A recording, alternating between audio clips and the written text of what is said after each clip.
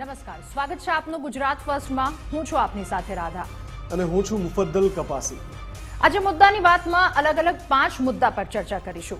સૌથી પહેલા ચર્ચા કરવી છે હિન્ડનબર્ગના મુદ્દાની. હિન્ડનબર્ગનો રિપોર્ટ આવવાનો છે, આવી ચૂક્યો છે, અને એ પછી શું થવાનું છે એના પર સૌ કોઈની નજર છે. સૌથી વધારે તો એ કેમ કે રવિવાર છે, સોમવારે શેર બજારની શરૂઆત થતી હોય છે.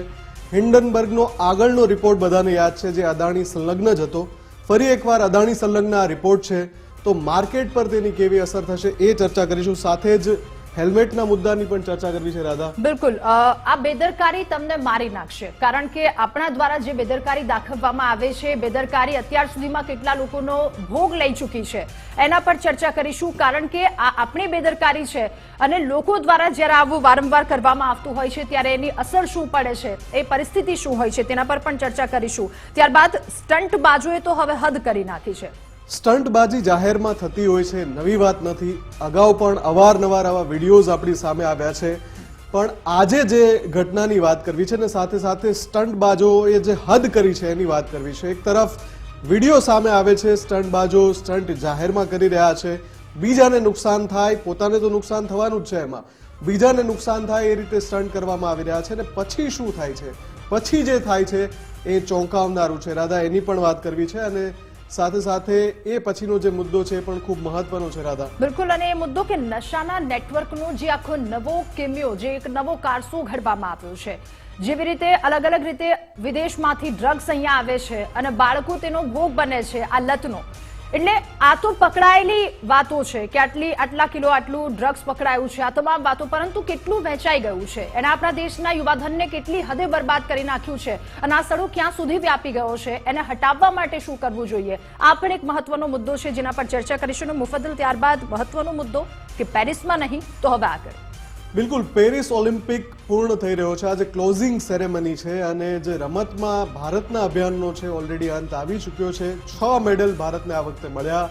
7મા મેડલની ભારત રાહ જોઈ રહ્યું છે, જો કે રમતના મેદાનથી નહીં પણ જે કોર્ટ છે ત્યાંથી આવનારા ચુકાદા પરથી નક્કી થશે. પણ સૌથી મોટો સવાલ એ છે કે જે ડબલ ડિજિટ છે એનાથી દૂર આપણે કઈ રીતે રહી ગયા. અને સાથે જ પેરિસ નહીં તો લોસ એન્જલિસ, જે આગામી ઓલિમ્પિક છે એ લોસ એન્જલિસમાં 2028માં રમાવાનો છે, ત્યારે ચોક્કસથી ભારત પોતાના લક્ષ્ય સુધી પહોંચશે. બિલકુલ. અને શ્રેષ્ઠ પ્રદર્શન કરીશું. તો આ તમામ મુદ્દા પર ચર્ચા કરીશું વિસ્તારથી મુદ્દાની વાતમાં.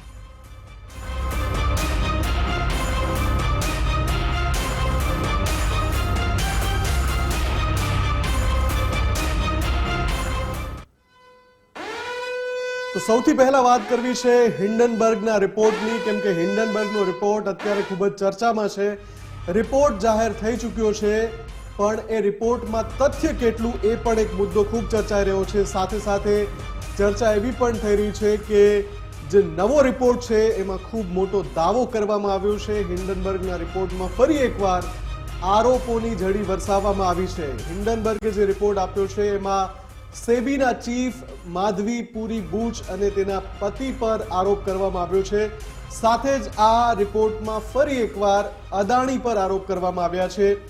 ઓફશોર ટ્રેડિંગ અને ઓફશોર ફંડિંગની સાથે સાથે મની સાઇફનિંગ સ્કેમ.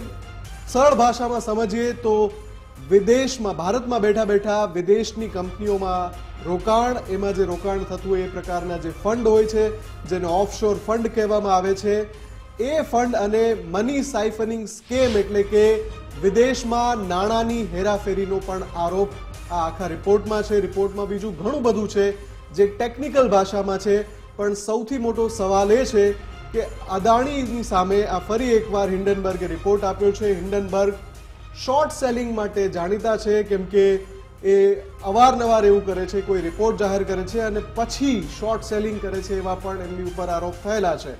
ત્યારે હિન્ડનબર્ગનો આ વખતનો રિપોર્ટ ભારતીય શેર બજાર પર કેવી અસર કરશે એ સૌથી મોટો સવાલ છે.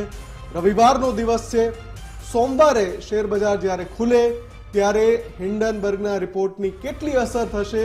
અત્યારે જો જે ટ્રેડર્સ છે, જે માર્કેટમાં રોકાણ કરે છે, ઇન્ટ્રાડે ટ્રેડિંગ કરે છે, અથવા તો જેમનું મોટા પાયે ઇક્વિટી માર્કેટમાં રોકાણ છે, એમના મનમાં એક જ સવાલ છે કે સોમવારે શું થવાનું છે. શું ગયા વખતે જેમ હિન્ડનબર્ગનો રિપોર્ટ આવ્યો હતો એ રિપોર્ટ પછી માર્કેટ ક્રેશ થઈ ગયું હતું, શું એવું જ કંઈ થવાનું છે? મોટા ભાગે જેમ અદાણીના અલગ અલગ શેર છે એ ક્રેશ થયા હતા ગયા વખતે, સર્કિટ લાગી જાય એ હદે તૂટ્યા હતા, શું આ વખતે પણ એવું કશું થવાનું છે?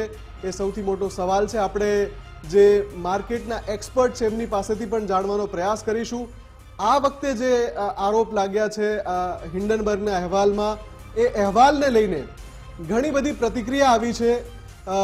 આરોપને ફગાવી દેવામાં આવ્યા છે એક તરફ અદાણી જૂથ તરફથી, બીજી બાજુ જે સેબી છે એમના ચીફ ચેરપર્સન તરફથી પણ આરોપને ફગાવી દેવામાં આવ્યા છે. એમણે કહ્યું છે કે જે પણ આરોપ અમારા પર લાગ્યા છે એ આરોપ પાયા વિહોણા છે. તો આરોપોને તોડી મરોડીને રજૂ કરવામાં આવે છે. અદાણી ગ્રુપે પણ કહ્યું આ આરોપોને ફગાવ્યા છે, કહ્યું લગાવેલા તમામ આરોપો પાયા વિહોણા છે, બદનામ કરવાની આ કોશિશ કરવામાં આવે છે અને ઉલ્લેખિત વ્યક્તિઓ સાથે અથવા તો બાબતો સાથે અદાણી જૂથને કોઈ સંબંધ નથી તેવું અદાણી જૂથ દ્વારા સ્પષ્ટતા કરી દેવામાં આવી હતી. એક વર્ષ અગાઉ જે આ પ્રકારની પરિસ્થિતિ થઈ હતી એવી જ પરિસ્થિતિ ફરી એકવાર ઊભી થઈ છે. હિન્ડનબર્ગ કે જેમના દ્વારા એક વાત લખવામાં આવે છે કમિંગ સૂન ઇન્ડિયા, અને 5:30 કલાકનો સવારનો આ મેસેજ, ત્યારબાદ આખું ઇન્ડિયા અને વિશ્વભરમાં માત્ર એક જ ચર્ચા થતી કે શું એવું કંઈક અલગ આવવા જઈ રહ્યું છે ને આ વખતે કોનો વારો છે? તો આ વખતે એ સેબીના ચીફનો જ વારો આવ્યો છે, પરંતુ એ ભારતીય બજાર પર શું અસર કરશે હવે તેના પર સૌની નજર છે. બિલકુલ. અને રાધા, જ્યારે હિન્ડનબર્ગનો રિપોર્ટ આવ્યો લાસ્ટ ટાઈમ ત્યારે બધાને યાદ હશે કે એના ઉપર રાજનીતિ પણ શરૂ થઈ ગઈ હતી. આ વખતે પણ રાજનીતિ શરૂ થઈ ચૂકી છે. હિન્ડનબર્ગના રિપોર્ટથી રાજકારણ ગરમાયું છે અને ભાજપ અને કોંગ્રેસ બંનેના જે નેતાઓ છે એમણે આ મુદ્દે પ્રતિક્રિયાઓ આપી છે. કોંગ્રેસનું શું કહેવું છે આ વખતે હિન્ડનબર્ગના રિપોર્ટ પર અને ભાજપની શું પ્રતિક્રિયા છે, બંને પ્રતિક્રિયા આપણે વન બાય વન સાંભળી લઈએ. पानी का पानी अपने आप हो गया. भारत सरकार ने कोई विशेष जांच की तरफ ध्यान नहीं दिया था. हिंडनबर्ग ने ही एक और रिपोर्ट निकाली जिसमें सेबी चीफ माधवी बुच और उनके पति धवल बुच के सारे कारनामे सबके सामने आ गए. ऑफशोर कंपनीज में उनकी इन्वेस्टमेंट सबके सामने आ गई. ये वो कंपनीज हैं जिसमें अदानी के भाई विनोद अदानी की भी इन्वेस्टमेंट्स हैं. जब सब कुछ सामने है तो सवाल ये उठता है कि माधवी बुच को जब सेबी का चेयरमैन बनाया था, क्या भारत सरकार को ये जानकारी नहीं थी? अगर नहीं थी तो ये बहुत बड़ी विफलता है. पूछना चाहता हूं विपक्ष से कि इसका अर्थ ये हुआ कि को ये पता था कि संसद सत्र के दौरान ही वो रिपोर्ट आनी थी, और ये मैं इसलिए देश के प्रबुद्ध लोगों से कहना चाहता हूं, विगत कई वर्षों से जब जब भारत में संसद का सत्र चलता है तब तब विदेश में कोई ना कोई रिपोर्ट छपती है. याद करिए, बीबीसी की डॉक्यूमेंट्री संसद सत्र शुरू होने से ठीक पहले आई थी. जनवरी में हिंडनबर्ग की रिपोर्ट बजट सत्र शुरू होने से ठीक पहले आई थी. कभी रिलीजियस फ्रीडम की रिपोर्ट आती है, कभी किसानों को लेकर कमेंट आता है विदेश से, तो कभी ग्रेटा थनबर्ग का स्टेटमेंट. ये सारे सीक्वेंस जाके देख लीजिएगा, संसद सत्र के दौरान ही आते हैं. તો એક તરફ જે આ હિન્ડનબર્ગના રિપોર્ટથી ભારતીય શેર બજારમાં શું થવાનું છે એ પ્રશ્ન સૌથી વધારે ચર્ચા રહ્યો છે. બીજી તરફ રાજનીતિ પણ ગરમાઈ છે. ભાજપના પ્રવક્તાએ સંગીન આરોપ લગાવ્યો છે કે હિન્ડનબર્ગના રિપોર્ટનું ટાઈમિંગ પણ જોવા જેવું છે. જ્યારે સદનનું સત્ર ચાલતું હોય, સંસદનું સત્ર ચાલતું હોય એવા સમયે જ આ રિપોર્ટ કેવી રીતે આવે છે, કેવી રીતે પબ્લિશ કરવામાં આવે છે. આ તમામ મુદ્દાની વચ્ચે જે સૌથી મોટો સવાલ છે જે ઇક્વિટી માર્કેટના જે ઇન્વેસ્ટર્સ છે, રોકાણકારોને છે, કેમ કે સોમવારે માર્કેટ ખુલે ત્યારે કયા પ્રકારનું એમનું વલણ રહેવું જોઈએ એના માટે આપણી સાથે માર્કેટ એક્સપર્ટ પણ જોડાઈ ગયા છે. જયદેવભાઈ, મારો સીધો સવાલ એ છે કે સૌથી વધારે ઇન્ટરનેટ પર અત્યારે જો ચર્ચા ચાલી રહી તો એ ચાલી રહી છે કે આ વખતે હિન્ડનબર્ગનો જે રિપોર્ટ છે એની શેર બજાર પર શું અસર થવાની છે અને લાસ્ટ ટાઈમ જે અસર થઈ હતી એવી જ અસર હશે કે સામાન્ય અસર રહેશે? બિલકુલ મુકદ્દલભાઈ, હું કહીશ કે સૌથી પહેલા તો હિન્ડનબર્ગ કોણ છે તેને તમારે જાણવું જોઈએ. હું કહીશ કે હિન્ડનબર્ગની જો વાત કરવા જઈએ તો 2017માં એક રિસર્ચ ફર્મ તરીકે તેની શરૂઆત થઈ હતી અને તેના જે માલિક છે નાથન એન્ડરસન, તો તેનું બેકગ્રાઉન્ડ પણ જાણવા જેવું છે, કારણ કે તેમનું કોઈ એવું એજ્યુકેશન નથી. આજથી 15 વર્ષ પહેલા ઇઝરાયલમાં તેઓ એમ્બ્યુલન્સના ડ્રાઈવર હતા અને હાલમાં જે હેડલબર્ગ નામની જે કંપની છે તેમાં 9 જણનો સ્ટાફ છે અને તેમનું કોઈ એવું બેકગ્રાઉન્ડ નથી અને તેઓ એક જાયન્ટ કન્ટ્રી કે જે દુનિયાના સૌથી મોટા લોકશાહી દેશ છે તેના રેગ્યુલેટર ઉપર આંગળી ઉઠાવી રહ્યા છે. તો કોઈ સરખામણી જ નથી, પણ છતાં પણ કોઈ નેગેટિવ વાત હોય તો આપણામાં એક ક્યુરિયોસિટી હોય છે કે એમાં આપણે બહુ ડીપમાં જઈ અને અત્યંત ચિંતિત થતા હોઈએ છીએ. હું કહીશ કે આવતીકાલના કારોબાર દરમિયાન ભારતીય શેરબજારમાં કોઈ નાનો મોટો ઘટાડો જોવા મળે તો રોકાણકારોએ તેને અવસરના રૂપમાં લેવો જોઈએ. કારણ કે ભારતીય અર્થવ્યવસ્થા છે તે આંકડાકીય દ્રષ્ટિકોણથી જોવા જઈએ તો અત્યારે ખૂબ જ સારો દેખાવ કરી રહ્યું છે.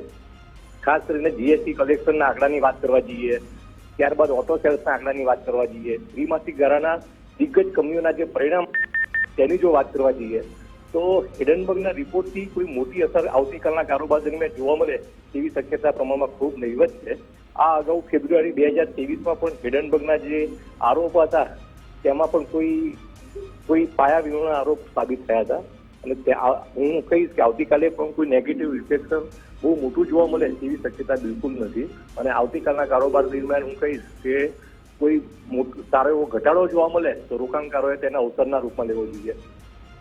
બિલકુલ જયદેવભાઈ, આપે જે માહિતી આપી આભાર આપનો. તો જયદેવ ચુડાસમા કે જેઓ શેર બજારના એક્સપર્ટ છે, ઘણા સમયથી આ ક્ષેત્ર સાથે જોડાયેલા છે, એમણે એ વાત સ્પષ્ટ કરી દીધી છે કે કોઈ મોટો ઘટાડો જોવાની સંભાવના ઓછી છે, પણ જો એવું થયું તો જે રોકાણકારો છે એમણે એક તક તરીકે એને જોવું જોઈએ અને